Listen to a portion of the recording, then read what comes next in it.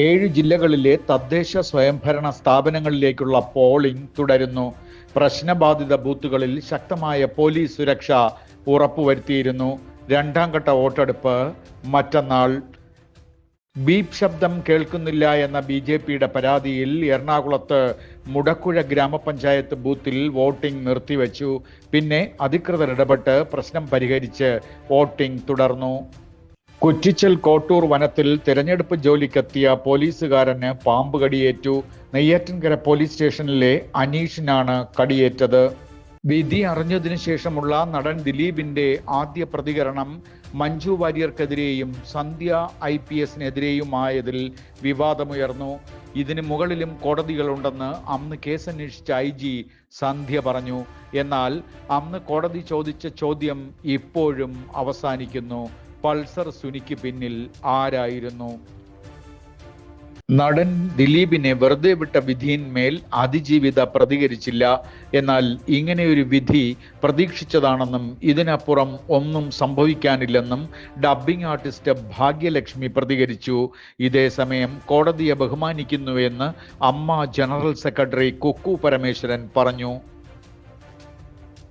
സർക്കാർ അതിജീവിതയ്ക്കൊപ്പമാണെന്ന് മുഖ്യമന്ത്രി പിണറായി വിജയൻ കണ്ണൂർ പ്രസ് ക്ലബ്ബിൽ പറഞ്ഞു. ദിലീപിന്റെ ക്രിമിനൽ പോലീസ് എന്ന ആരോപണത്തെ മുഖ്യമന്ത്രി രൂക്ഷമായി വിമർശിച്ചു.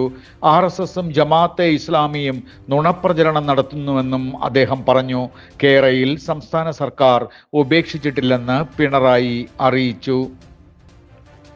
തിരുവനന്തപുരത്ത് സംവിധായികയുടെ പരാതിയിൽ മുൻ MLAയും ഇടത് സഹയാത്രികനും സംവിധായകനുമായ PT കുഞ്ഞുമുഹമ്മദിനെതിരെ കണ്ടോൺമെന്റ് പോലീസ് കേസെടുത്തു. രാഹുൽ മാങ്കൂട്ടത്തിൽ തന്നെ ക്രൂരമായി ബലാത്സംഗം ചെയ്തുവെന്ന് രണ്ടാം കേസിലെ പരാതിക്കാരിയായ യുവതി AIG G പൂങ്കുഴലിക്ക് മുമ്പാകെ മൊഴി നൽകി. രാഹുൽ മാങ്കൂട്ടത്തിലിന്റെ രണ്ടാമത്തെ മുൻകൂർ ജാമ്യാപേക്ഷയിൽ നാളെ കോടതി വിധി പറയും. 11ാം ദിവസവും രാഹുൽ ഒളിവിൽ തുടരുന്നു. ഇതേസമയം രാഹുൽ മാങ്കൂട്ടത്തിനെതിരെ ലൈംഗിക പീഡന പരാതി നൽകിയ യുവതിയെ അധിക്ഷേപിച്ചെന്ന കേസിൽ അറസ്റ്റിലായ രാഹുൽ ഈശ്വർ തിരുവനന്തപുരം മെഡിക്കൽ കോളേജ് ആശുപത്രിയിലെ പോലീസ് സെല്ലിൽ തുടരുന്നു.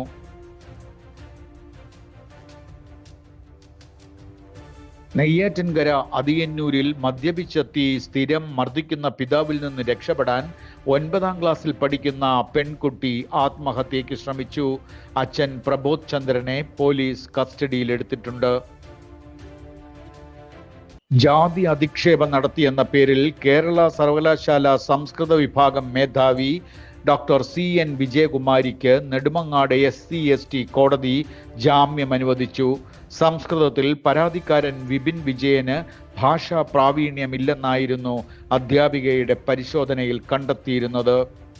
ദേശീയ വനിതാ കമ്മീഷൻ അദാലത്ത് ഡിസംബർ 19 തിരുവനന്തപുരത്ത് സംഘടിപ്പിക്കും. തിരുവനന്തപുരം തൈക്കാട് മൈൻഡ് ഓഡിറ്റോറിയത്തിലാണ് അദാലത്ത്. അപകടത്തിൽ പരിക്കേറ്റ സ്ഥാനാർത്ഥി മരിച്ചതിനാൽ വിഴിഞ്ഞത്ത് തിരഞ്ഞെടുപ്പ് മാറ്റിവെച്ചു. വിഴിഞ്ഞം വാർഡിലെ ജസ്റ്റിൻ ഫ്രാൻസിസ് ആണ് ഓട്ടോറിക്ഷ ഇടിച്ച് ഗുരുതരമായി പരിക്കേറ്റ് ഇന്നലെ മരിച്ചത്. പഞ്ചാബിൽ മുഖ്യമന്ത്രിയാകണമെങ്കിൽ 500 കോടി രൂപയടങ്ങിയ സ്യൂട്ട് കേസ് പാർട്ടിക്ക് നൽകണമെന്നാരോപിച്ച നവ്ജോത് സിംഗ് സിദ്ധുവിന്റെ ഭാര്യ നവ്ജോത് സിംഗ് കൗറിനെ കോൺഗ്രസ് സസ്പെൻഡ് ചെയ്തു.